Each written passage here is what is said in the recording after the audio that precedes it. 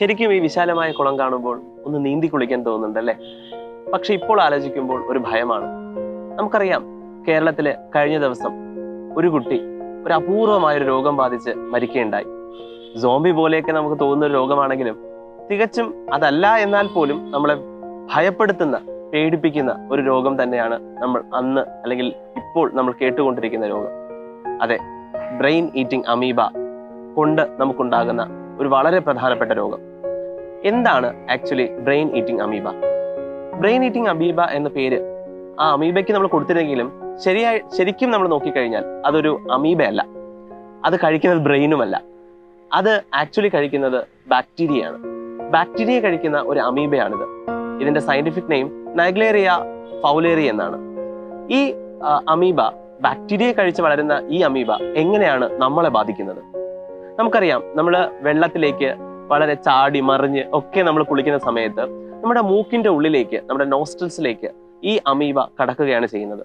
ഏതെങ്കിലും കാരണവശാൽ നിങ്ങൾ അത് കുടിക്കുകയാണ്, ആ വെള്ളം നമ്മൾ കുടിക്കുകയാണെങ്കിൽ ഒരിക്കലും ഇത് നമുക്ക് ഈ ഒരു അസുഖത്തിലേക്ക് കൊണ്ടുപോകത്തില്ല. പക്ഷെ നോസ്ട്രിൽസിലേക്ക് ഇത് കയറി കഴിഞ്ഞാൽ ഇത് പിന്നീട് നമ്മുടെ ഓൾഫാക്ടറി നെർവ് വഴി നമ്മുടെ ബ്രെയിനിലേക്ക് കടക്കുകയാണ് ചെയ്യുന്നത്. അങ്ങനെ നമ്മുടെ ബ്രെയിനിനെ അത് ബാധിക്കും. സാധാരണഗതിയിൽ ബാക്ടീരിയയാണ് കഴിക്കുന്നതെങ്കിലും നമ്മുടെ ബ്രെയിനിൽ എത്തിക്കഴിഞ്ഞാൽ അവിടെ ബാക്ടീരിയ ഒന്നും ഇല്ലല്ലോ കഴിക്കാനായിട്ട്. അങ്ങനെ വരുമ്പോഴാണ് ഈ അമീബ നമ്മുടെ ബ്രെയിനിനെ കഴിച്ചു തുടങ്ങുന്നത്. ശരിക്കും അത് ബ്രെയിനിനെ ഈറ്റ് ചെയ്യുകയാണ് ചെയ്യുന്നത്. അങ്ങനെ നമ്മുടെ ബ്രെയിനിന് സ്വെല്ലിംഗ് ഉണ്ടാവുകയും നമുക്ക് പ്രൈമറി അമീബോയിഡ് മെനിഞ്ചോസെഫലൈറ്റിസ് എന്ന് പറയുന്ന PAM എന്ന ഷോർട്ട് ഫോമിൽ അറിയപ്പെടുന്ന ഈ രോഗം നമ്മുടെ മനുഷ്യരിൽ ഉണ്ടാവുകയാണ് ചെയ്യുന്നത്. ഇതെങ്ങനെയാണ് വരുന്നത് എന്ന് ചോദിച്ചു കഴിഞ്ഞാൽ, നമ്മൾ ക്ലോറിനേറ്റഡ് അല്ലാത്ത സ്വിമ്മിംഗ് പൂളുകൾ അല്ലെങ്കിൽ ഇതുപോലുള്ള കുളങ്ങൾ ഒക്കെ നമ്മൾ കുളിക്കുന്ന സമയത്ത്, അല്ലെങ്കിൽ ചെറിയ ലൂക്ക് വാം എന്ന് നമ്മൾ പറയും, അതായത് ചെറിയ ചൂടുള്ള വെള്ളം, അതായത് ഈ സൂര്യപ്രകാശമൊക്കെ അടിച്ച് ചെറിയ ചൂടായി കിടക്കുന്ന വെള്ളം, അത്തരം വെള്ളത്തിലാണ് സാധാരണഗതിയിൽ ഈ അമീബ തഴച്ച് വളരുന്നത്. സോ ഈ അമീബ വളരുന്ന ഈ വെള്ളത്തിൽ നമ്മൾ കുളിക്കുന്ന സമയത്ത് നമ്മുടെ നോസ്ട്രിൽസിലേക്ക് വെള്ളം കയറുമ്പോഴാണ് ഇതിന്റെ ഇൻഫെക്ഷൻ നമുക്ക് ഉണ്ടാകുന്നത്. എന്തൊക്കെയാണ് PAM എന്നറിയപ്പെടുന്ന ഈ രോഗത്തിന്റെ പ്രധാനപ്പെട്ട ലക്ഷണങ്ങൾ? തീർച്ചയായിട്ടും നമ്മുടെ തലച്ചോറിനെ ബാധിക്കുന്ന രോഗമായതുകൊണ്ട് തന്നെ ഇത് നമുക്ക് തലവേദന ഉണ്ടാക്കും, ഉറപ്പായിട്ടും പനി ഉണ്ടാവും. പക്ഷെ ഏറ്റവും പ്രധാനപ്പെട്ട ലക്ഷണം എന്ന് പറയുന്നത് നമ്മുടെ പുറം ഭാഗത്ത്, അതായത് കഴുത്തിന്റെ പുറകിലായിട്ട് ഉണ്ടാകുന്ന വേദനയാണ്. അതെങ്ങനെയാണെന്ന് ചോദിച്ചു കഴിഞ്ഞാൽ, നമ്മൾ തല ജസ്റ്റ് ഒന്ന് മൂവ് ചെയ്യുമ്പോൾ തന്നെ, താഴേക്ക് കുനിക്കുന്ന സമയത്ത് തന്നെ നമുക്ക് പുറം ഭാഗം നല്ല പെയിൻ ആയിരിക്കും. അപ്പൊ സ്വാഭാവികമായിട്ടും ഇതിന്റെ പ്രധാനപ്പെട്ട ലക്ഷണങ്ങൾ കണ്ടു തുടങ്ങുമ്പോൾ തന്നെ നമ്മൾ തീർച്ചയായിട്ടും ട്രീറ്റ്മെന്റിന് പോവുക. പക്ഷെ ഭയപ്പെടുത്തുന്ന കാര്യം വേറെ ഒന്നുമല്ല, ഇതിന് ശാശ്വതമായിട്ടൊരു മരുന്നോ ആന്റിബയോട്ടിക്കോ ഒന്നും തന്നെ ഡെവലപ്പ് ചെയ്തിട്ടില്ല എന്നുള്ളത് തന്നെയാണ്. അപ്പോൾ ഇതിന്റെ ഒരു സർവൈവൽ റേറ്റ് എന്ന് പറയുന്നത് 5% മാത്രമാണ്. ബിലോ 5% പറയുന്നതായിരിക്കും കുറച്ചുകൂടി കറക്റ്റ്. അതായത് 100 പേരെ ബാധിച്ചാൽ 5 പേർ രക്ഷപ്പെട്ടാൽ രക്ഷപ്പെട്ടു എന്നുള്ളതാണ്. ചില സ്റ്റഡീസ് നമ്മൾ നോക്കിയാൽ അറിയാം, ചിലരുടെ ശരീരത്തിൽ എന്തൊക്കെയോ കാരണങ്ങൾ കൊണ്ട് തന്നെ ഈ അമീബയ്ക്കെതിരെയുള്ള ആന്റിബോഡീസ് പ്രസന്റ് ആയിട്ടുള്ള ചില ആൾക്കാർ മാത്രമാണ് സർവൈവ് ചെയ്തിട്ടുള്ളത്. അതായത് അവരുടെ ശരീരത്തിൽ തന്നെ ഉള്ളത് കൊണ്ട് അവർ രക്ഷപ്പെട്ടു എന്നതാണ് സത്യം. അപ്പോൾ മരണം എപ്പോഴും സംഭവിക്കാൻ സാധ്യത ഉള്ള ഒരു രോഗം തന്നെയാണ് ഈ പറയുന്ന ബ്രെയിൻ ഈറ്റിംഗ് അമീബ കാരണം നമുക്കുണ്ടാകുന്ന ഈ രോഗം.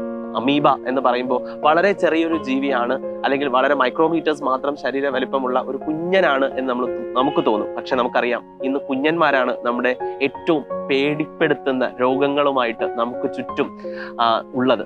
അപ്പോൾ അത്തരത്തിൽ ഉള്ള ലിസ്റ്റിലേക്ക് മറ്റൊരു രോഗം കൂടി 1960കളിലാണ് ഈ രോഗം കണ്ടെത്തിയതെങ്കിലും വളരെ റെയറായിട്ട് മാത്രമേ ചില സ്ഥലങ്ങളിൽ റിപ്പോർട്ട് ചെയ്തിട്ടുള്ളെങ്കിലും കേരളത്തിൽ ഇത് 2ാം തവണയാണ് ഈ രോഗം വീണ്ടും റിപ്പോർട്ട് ചെയ്യപ്പെടുന്നത്. തീർച്ചയായിട്ടും ഇവിടെ നമുക്ക് വേണ്ടത് കരുതൽ തന്നെയാണ്. എന്തൊക്കെയാണ് നമ്മൾ മുൻകരുതലായി എടുക്കേണ്ടത്? തീർച്ചയായിട്ടും ലൂക്ക് വാം വാട്ടർ അഥവാ ചെറുചൂടുള്ള വെള്ളത്തിലാണ് ഈ അമീബ വളരുന്നത്. ഒപ്പം ക്ലോറിനേറ്റഡ് വെള്ളമാണെങ്കിൽ അതിൽ ഇത് വളരാറുമില്ല. അപ്പോൾ നമ്മൾ സ്വിമ്മിംഗ് പൂളിലും അല്ലെങ്കിൽ പബ്ലിക് കുളങ്ങളിലും ഒക്കെ തീർച്ചയായിട്ടും നമ്മൾ എന്ത് ചെയ്യുക? ക്ലോറിനേഷൻ ചെയ്യുക. അതുപോലെ വെള്ളം അത്ര ലൂക്ക് വാം ആണെങ്കിൽ അതിൽ കുളിക്കാതിരിക്കുക.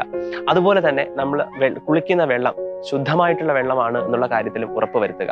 അതുപോലെ ഇത്തരം ഇൻസിഡന്റ് നടന്ന സ്ഥലങ്ങളിലുള്ള പബ്ലിക് ആയിട്ടുള്ള കുളങ്ങളും അതുപോലെ നദികളിലൊന്നും കുളിക്കാതിരിക്കുക.